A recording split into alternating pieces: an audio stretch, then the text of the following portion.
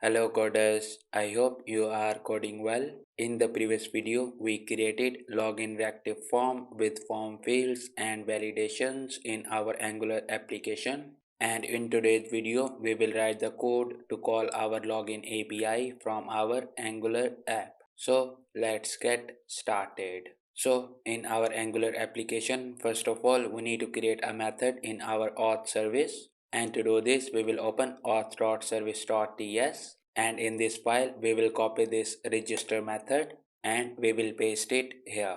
And after this, we need to update the name of the method and we will replace this register with login. And after this, we need to update the parameters of this method and we will replace this data with login request of type any. And after this, we need to update the API URL, and after API/auth we will replace this sign up with login. And at the end, we need to update the request body and we will replace this data with login request. And with this, our login method is completed in the auth service. Now let's save this file. And after this, we will open login.component.ts, and in this component we need to write the code to call our login method. So we will name this method as submit form, and after this, in the body of this function we will use our auth service. And after this, we will call a method login, and in the params of this method we need to pass the login details. And to do this, we will use our validate form, and after this, to get the value we will call dot value.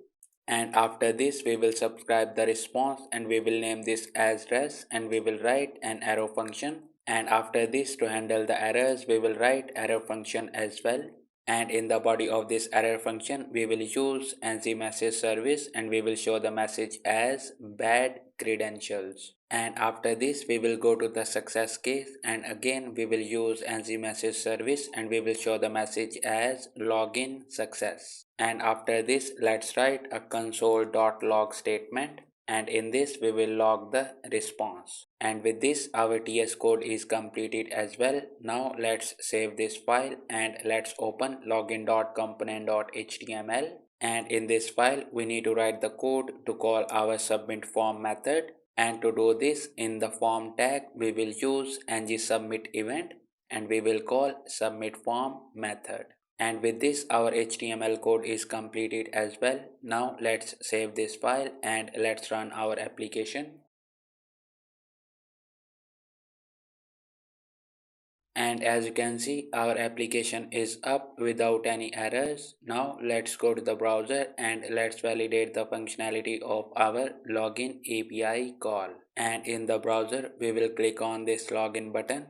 And as you can see, we got redirected to the login page. Now we need to enter the login details, and for the email I will give this as root@gmail.com, and after this I will give the password which is wrong.